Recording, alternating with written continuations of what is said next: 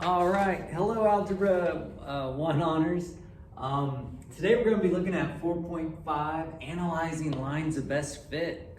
So yesterday what we did was we looked at scatter plots, and we looked at how if there's a correlation, you were able to draw a line of best fit and then use 2 points, preferably far apart where they hit the grid nicely. You can use those 2 points to write a line of best fit. Well, today, what we're going to do is we're going to use Desmos online graphing calculator. We're going to use that to help us calculate a line of best fit, and it's very accurate. It's pretty awesome. We will have a lot of decimal answers, but the beautiful thing is it will calculate this line of best fit for us very quickly. And what we're going to focus on today is actually using those lines of best fit. And so it's pretty powerful. If you can write an equation that represents a collection of data, you can then make predictions. You can also think about things that might have happened in the past. You can also think about values that happen within the data and come up with what would likely be an answer. So it's pretty interesting stuff. So what I'd like for you to do is, I've already got our first example down that we're going to look at. So yeah, 4.5, analyzing lines of best fit. Like I said, we're going to use Desmos to calculate a line of best fit. What's kind of interesting is Desmos, you have to use a formula in there, and this is the formula we're going to type in. So I'm sure you can find it somewhere on their website, but I've already found it for you. So, but it's y sub 1, and then I can't remember what this symbol is called, but it's a similar symbol, not equal, but anyway. It's going to approximate a line of best fit. And then m for slope x sub 1 plus b. That'll be the key to using it. And like I already said, you can use your equation to make predictions or determine values within your data. So go ahead and write this down just on your sheet of paper. It'll be fine. You don't need to make any graphs or anything like that. No handout today. In our first example, we have some data, and it says we have teacher data and we have corresponding student data. And so you can see there 10 teachers, 250 students corresponds with that. 15 teachers corresponds with 385 students.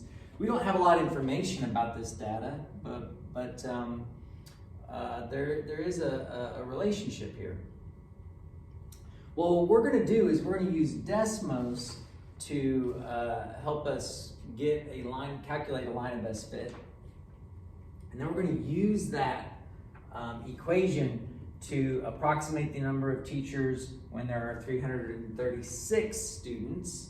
So that would be somewhere in here. We can kind of make an educated guess what that answer should be. But we're also going to use our equation to predict the number of students when there are 20 teachers. So that's outside of our data a little bit, not too much. We can make some predictions about what that might be. So if you need to, pause this and make sure to get all this down. But I'm going to move over to the computer, and we're going to start looking at Desmos. I encourage you to get your computer out and do Desmos as well. I guess you already have your computer out.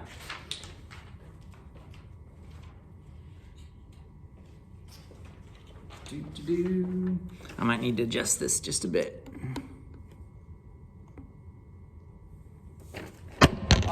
Too adjusted.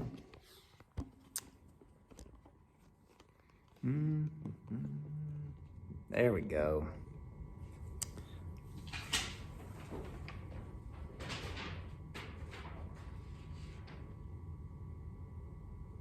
All right, so just type in Desmos, search Desmos, and you'll be in there. And the cool thing about Desmos is we've used it to type in equations and see what the graphs look like. Y equals, x squared, we saw was a parabola, things like that. Well, now we're going to use a different application for Desmos. What we're going to do is you're going to click that plus sign up there, and we're going to enter in that table for teachers. So teachers, they had in the X spot, and we're going to assume that was the intent. So you're going to quickly type in 10, 12, 13, 16, 16, 15, and 18. And move over and do the corresponding students. 250,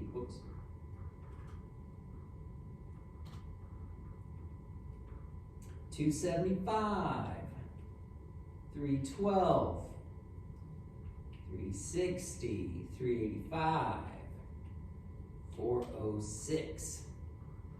All right, so all we've got is a table here. Now, these are actually being graphed as we type them in. It's just that our window doesn't show it. So what you can do is you can scroll out a little bit and you'll eventually see your data right there, because then the Y values were quite big, weren't they?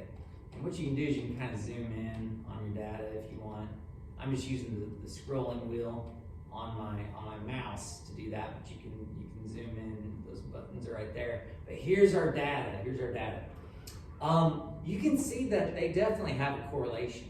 Sometimes it's not always clear that your data has a correlation, but what's funny is Desmos will find a correlation. They will actually do the calculations and say, yep, this would be the line of best fit. Okay, so now that we've got our data in, go to the next block there. And this is where we enter in that formula that I showed you, and you're probably gonna need to use the keyboard down here a little bit. So you're gonna go Y, and then you gotta do the sub 1. And I always gotta think about where that is. Oh, okay. It's right there at the bottom of the keyboard. So Y sub 1, and then I'm gonna arrow over to get out of the sub. And then I'm gonna do the similar symbol. And then M, X, sub 1.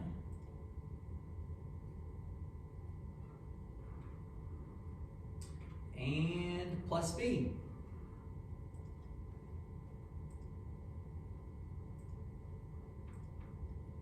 And we're there. And check it out. It already, that was quick. It already calculated a line of best fit and it graphed it. So take a look at that. There is the line of best fit. See how it goes with the flow of the data? You might be saying, well, this is sticking out pretty far there, but see how you've got other gravity points that are pulling the other direction? So here's a line of best fit.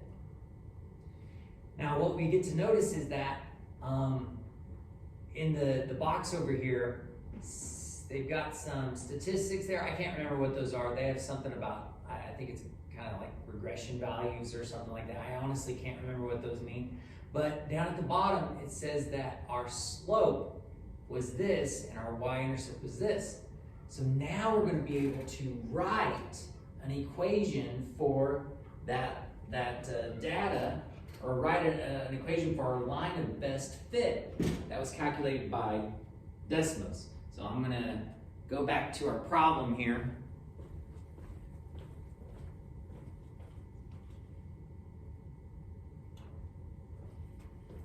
And write this equation down. All right, I'm going to round to 2 decimal places just to be pretty accurate without going crazy. So I'm going to say that our equation is y, or students, so y equals 20.64 x plus 42.33. That is our equation for our line of best fit. And notice teachers is in the X spot, students is in the Y spot. So if you wanted to, you could put T here and S for it to match your data. Okay, so let me get rid of Desmos for a second. And we are asked to approximate the number of teachers when there are 336 students. So we get to put 336 students in for Y.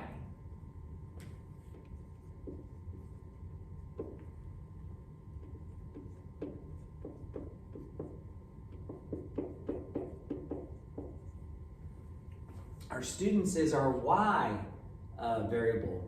So we're going to put that there, and then we're going to calculate or solve for X, which will be our number of teachers. See why it might be helpful to write S and T in there? So we're going to solve that.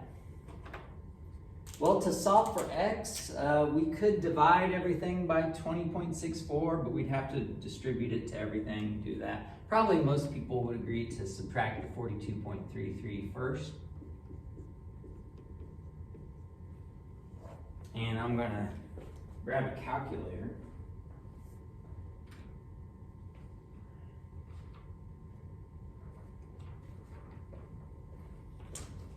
Actually, I'll grab my notes. I believe this is 293.67 is equal to 20.64x. That's where we're at so far. Last step is to divide both sides by 20.64. Divide both sides by 20.64, and I get that we should have 14.23 teachers. 14.23 teachers when we had 336 students. Now, it doesn't seem to really make a lot of sense to have 0.2 of a teacher, but that's just the way the data worked out for us. So there you have it. So that was where we were given some students, and we used the formula. So here was students. And we had to solve for the number of teachers. Part B says predict the number. Oh, and just kind of double check. 14.23 would be between these two, and I think that fits the data trend pretty well. And then for part B, predict the number of students when there are 20 teachers. So now we're going to predict students when we have 20 teachers.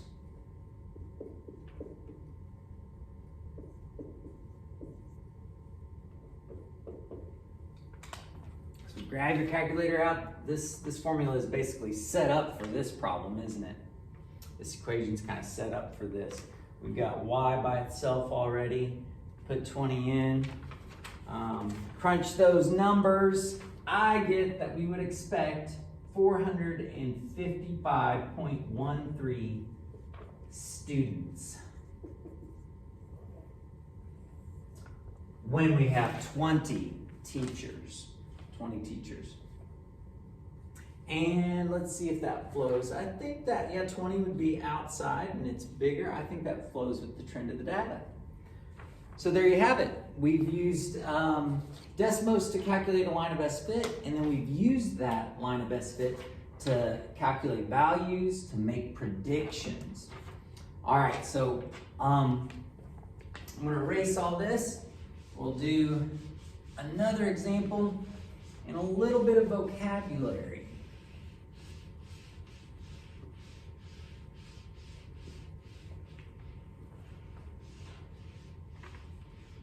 I like Desmos, by the way. They're pretty awesome. And it's free. I mean, come on. It's crazy. All right. The two vocabulary terms we need to be familiar with is something called interpolation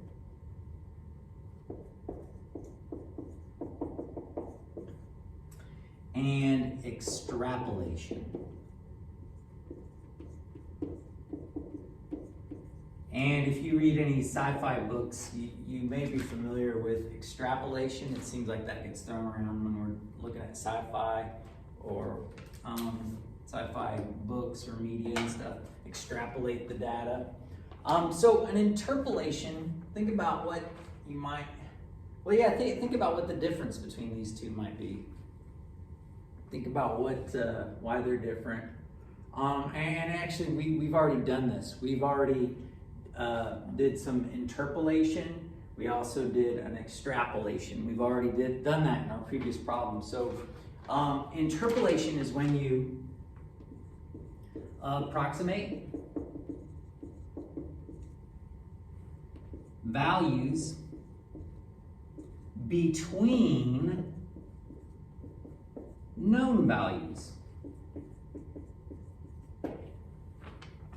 So when we found out that there should be 14.23 teachers if there were 336 students, that was within our data, between known values.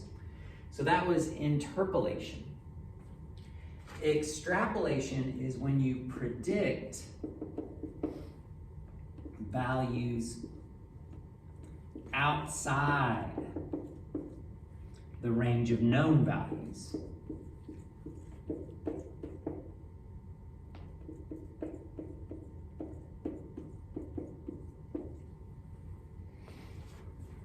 Extrapolation is making predictions outside your known values. Interpolation is approximating values between your known values. Typically, interpolation is more accurate because it's within your data range. Extrapolation, especially if it's very far outside of your data, can be less reliable. Those results are less reliable. Okay, so let's set up another example.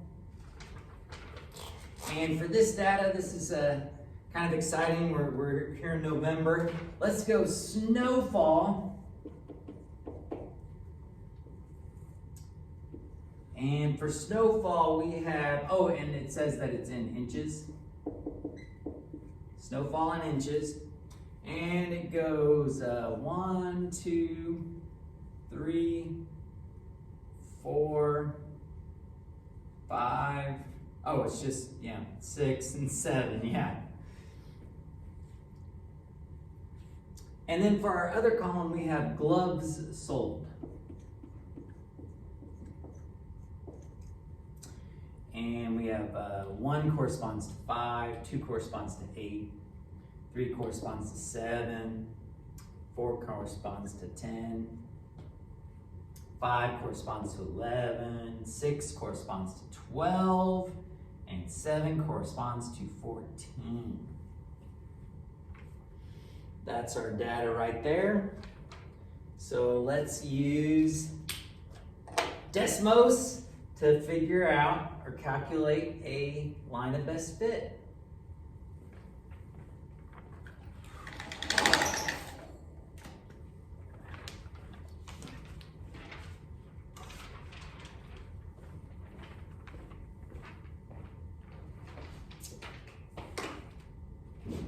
All right, you can, I'm gonna leave this box because we've already typed in our formula in there, but this box I got rid of, and we'll add a new table here. I gotta be careful because, let me see. I may need to, I'm actually gonna start over. There was an easy fix there, but anyway.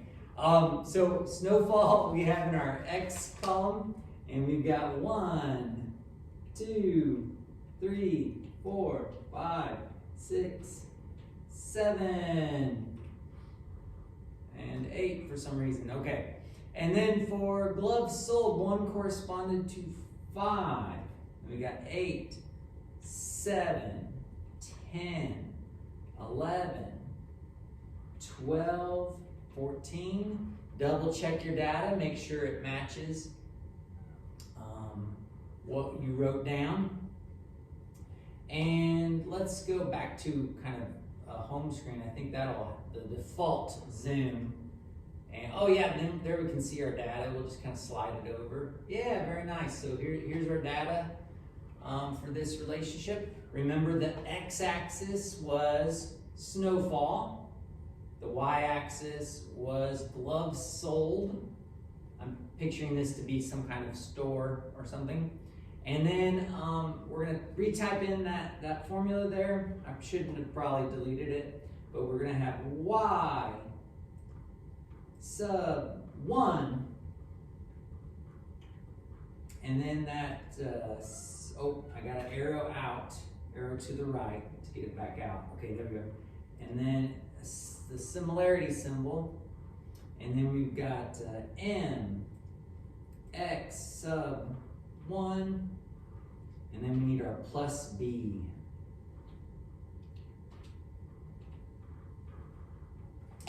And right there we have our line of best fit. And our line of best fit shows, that's kind of interesting, I think. Doesn't always happen. But our line of best fit shows that our equation is y equals 1.39 x, and our y-intercept was perfect, it was 4. So that's pretty cool.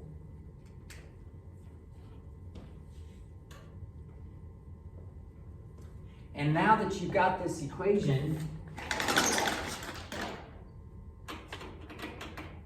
that relates snowfall to gloves sold, you can now make interpolations and extrapolations over this data.